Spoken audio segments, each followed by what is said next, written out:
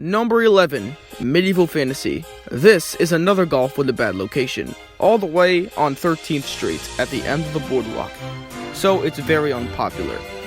Although this place does look nice, most of the decorations are just for show. You play most of the holes on the outer rim of the castle, but you have two indoor sections which makes it difficult to see your ball. The only hole here that looks good is hole 13, where you putt up a ramp into a dragon's nest. At least at the end, you get a nice view of the ocean.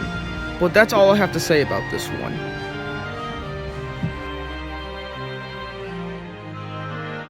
Number 9 is Tea Time Golf. Hey, they stole the name of my award-winning series. I'm just kidding. Tea Time is located at the beginning of the Boardwalk, 7th Street, right next to the Wonderland Castle. Originally, I was going to put this at number 11 because of how easy some of the holes are, but this course has 20 holes, and it's very classic. So here are some of the holes that I like. Hole 1, easy hole-in-one. Right there. Hole 2 is a reference to Lucy the Elephant. Hole 5 is this creepy clown windmill. Hole 7 has this alligator constantly opening and closing its mouth. Hole 9 has the Flintstones. Hole 10, you putt into the mouth of a hippo.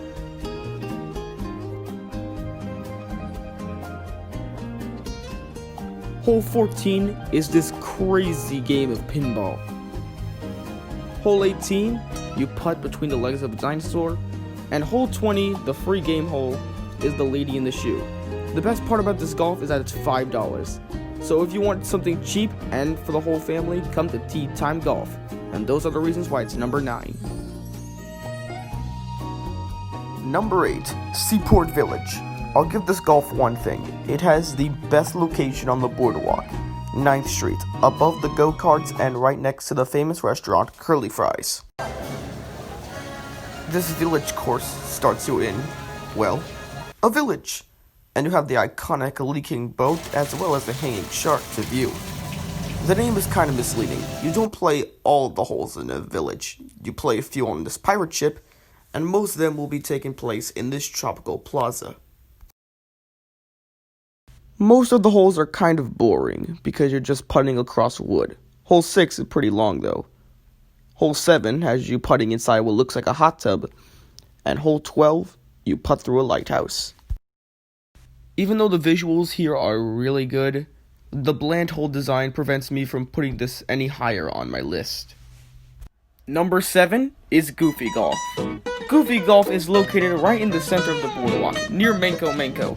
It's very similar to Tea Time Golf, but more colorful, and it has iconic cartoon characters like Minions and Ninja Turtles and Dr. Seuss. Here are some of my favorite holes. Hole 7 has many narrow and branching paths, but what you're aiming to do is roll this ball up the hill into the skee ball area, and hope that it lands in the right hole.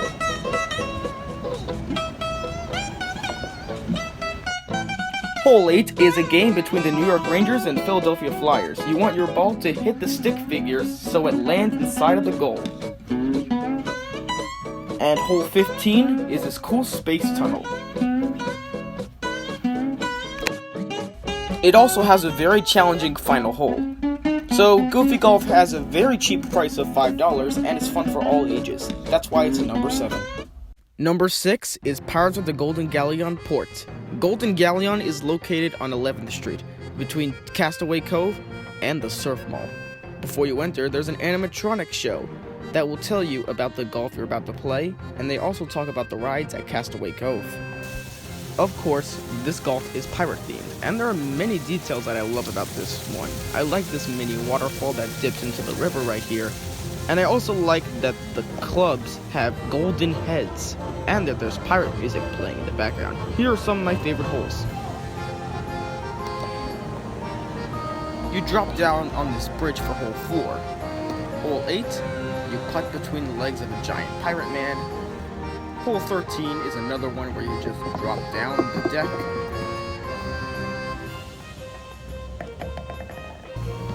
Hole 18 has you putting into this rock with a shipwrecked boat. But the best one is hole 14, where you drop down a pirate ship. But we're not done here yet. Golden Galleon actually has 2 courses. Number 5 is Golden Galleon Starboard. Despite the many similarities between these 2 courses, I give the slight edge to Starboard in terms of hole design. Hole 2 has many paths along the wood. It's a long roundabout around for hole 7. For hole 9, you have to let your ball fly into this target, which can be really difficult to land in. Hole 12 takes place inside of this octopus hut.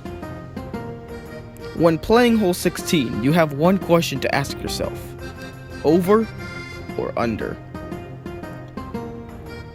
Hole 17 is similar to hole 14 on the port side, where you drop down to a smaller area, and hole 18 is my favorite. I mean, just look at this. So, we're done with Golden Galleon. Let's move on. Number 3 is Haunted Golf. Haunted Golf is located on 8th Street. It is very spooktacular.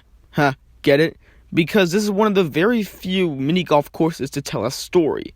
Basically, you've been invited to a wedding. The amount of locations you travel to is insane. You start in this central hall with this man swinging from this chandelier. Then you travel to this dark hallway to get to the ballroom. And the ballroom is definitely the highlight of this course. You got ghosts dancing from the ceiling, you got a piano man, as well as the greatest party songs of all time playing in the background. And you also have this pretty creepy portrait that changes. Now, the holes in this course aren't as memorable as others, but my favorite has to be hole 5, where you putt a ball through a wedding cake. Then you leave the ballroom to head into this library with talking animal heads. And then the next room is the bedroom, where you get to see the bride and groom laying in bed on the wall. So from their perspective, you're on the wall. Also, the rhinoceros in the previous room took a fat shit in this one. The scariest part is the final area, the sewer. There's unsettling music, as well as a guy hanging for dear life.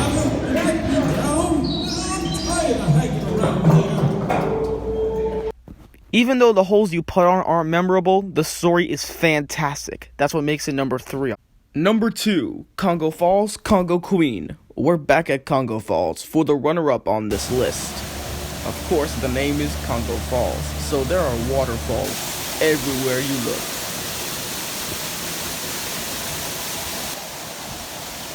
However, most of the holes you'll be putting on takes place in this indoor section, which I call the barrel room. There's some barrels, and there's a monkey hanging from here, and he also sings.